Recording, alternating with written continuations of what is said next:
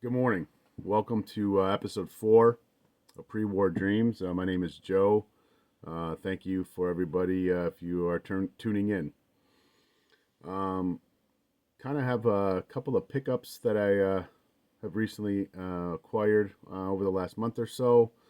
Also, just want to kind of give you a little bit about what I'll be kind of doing maybe in the future, and kind of go over a little bit of my minimalist habits, I guess would be the best way to describe it, and how I'm looking to acquire cards going into the future. Um, as you can see by the title, have a kind of a unique day here with my video. As collectors, we look at cards and for nostalgia, we look at cards to bring back the past. We look at cards to do a lot of different things in our lives, and I was able to make two pickups that were very big in my collection. One being the biggest card so far that I've probably acquired in my collection. And if you give me a couple of minutes here, I hope to show you what I was able to get and further my collection as I go on this journey in the hobby. Wanted to start out by talking about T206. T206 cards are, I think, one of probably the three grail sets potentially in the hobby, along with 1933 Gaudi as well as 1952 Tops. I've been fortunate enough to get a Gaudi already in my collection, and I was able to acquire another big, I don't know if I call it grail, but a grail set definitely within the collection. Wanted to show this first. This was given to me for Father's Day, and it was quote unquote my first T206 that I received from my wife, and that is the this is a copy of the Honus Wagner T206. It was kind of a gag gift, as you can see here. It talks about how, if I can get this centered, it was a gift from my wife, but she always jokes about, why don't you get a Honus Wagner? Why don't you get a Honus Wagner? And I told her that I didn't really want to remortgage our house or potentially have to do something illegal to get a Honus Wagner. So for Father's Day, she did get me this print of Honus Wagner. So that technically, quote unquote, is the start of my T206 collection, but obviously something that was very special to me that she was able to think of me and get something like that. I did make two pickups within the last month or so. Wanted to show those right now.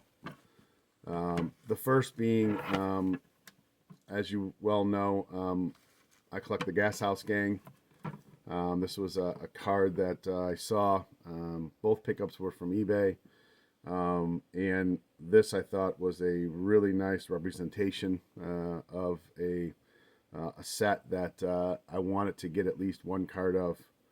And that's the 1936 National Chickle. This is a Rip Collins fine pen. It is a 1.5, but I think it's a pretty clean 1.5. Rip Collins was an infielder for the Gashouse gang, one of the original members of the Gashouse gang. Rip Collins was a very good player, and was able to pick this up in October.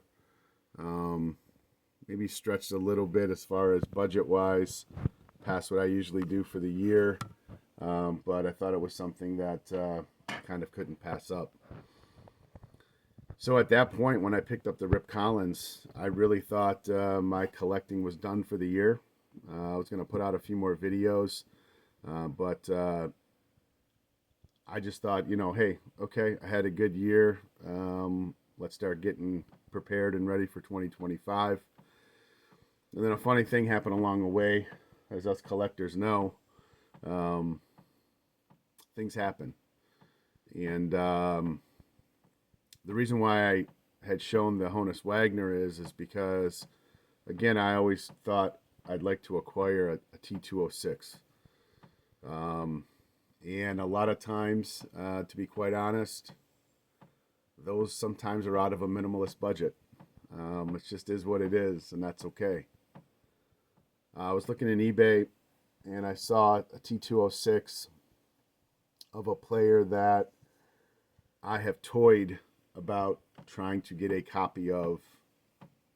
A lot of times his cards were out of my range, to be quite honest.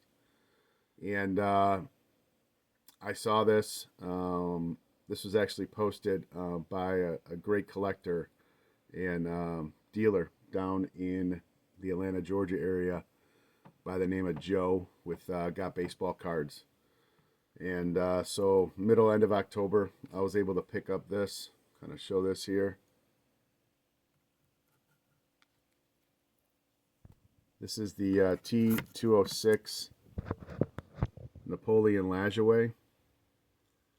Has a Sweet Corporal or Caporal backing to it. It is authentic altered. But I looked at it very carefully. You can see there's a little bit of trimming, I think, at the top there. And a little bit of wear.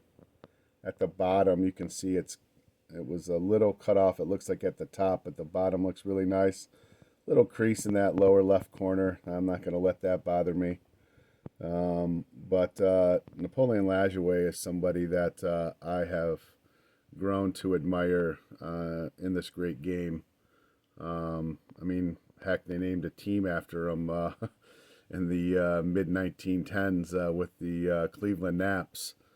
But he was a fantastic player.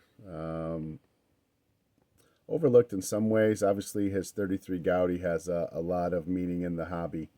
But I thought it was just a great card and something that is now kind of a cornerstone of my collection, which doesn't happen very often. So was very happy to get that Napoleon Lajoie.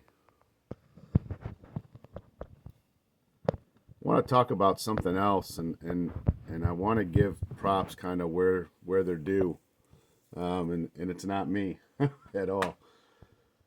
Last night, I'm an avid fan of Bowman 53, Alex, and watch his show every Sunday night. So last night, I made a couple comments just about what he was doing last night as far as on his channel. He kind of mentioned it in his reading when he was looking at the chat, and kind of gave me a little bit of a look. A lot of guys that were on the chat also gave me a look and subscribed, and I appreciate that. And it was funny. They kind of said, well, now that you're out there, you better make another video. So I kind of had this already in the can as far as making this video, but I appreciate Alex with Bowman 53. Also, there was a gentleman by the name of David from Peacemaker Cards, and he subscribed last night. I subscribed to his channel as well and watched a couple of videos last night and this morning. He's got a really nice collection started as well, and I just wanted to say thank you to everybody. Hope you enjoy my content. I know that I don't make content as much as other people, but that's okay. I'll try my best going forward. As it relates to collecting in the hobby right now, I'm going to kind of not so much go on a hiatus, but there's not going to be a lot of new cards coming in unless I can get some maybe via trade. I go to a trade night usually once a month at a local LCS. So try to maybe acquire a couple of cards that way between now and the next time that I can start potentially buying. Last night I had mentioned I'm going to Strongsville in April. I am really excited to go there. So a lot of my hobby budget and a lot of my saving for the next five, 5.5 months is going to be geared towards that, and going after some cards that I want to acquire for my collection. As far as what I'm looking to purchase next, um, I'm going to make a video a little bit closer to the end of the year. A lot of collectors talk about tier 1, tier 2, tier 3 cards. I watch Adam from Vintage Sanctuary, who just got a monster rookie mutual. Congrats on that, Adam. And I'm going to start, getting my budget ready for Strongsville. I'm going to post another video a little bit later, probably in the next month or so, kind of with my goals for 2025, what I'm looking to acquire, and try to get this collection a little bit closer to what I want it to look like. So thanks for tuning in. I really appreciate all the love last night, the subscriptions. Thank you to whoever did that, was able to take a look at this small little collecting journey that I'm trying to get going. And appreciate the support. Thanks again. Talk to you soon, and have a great day.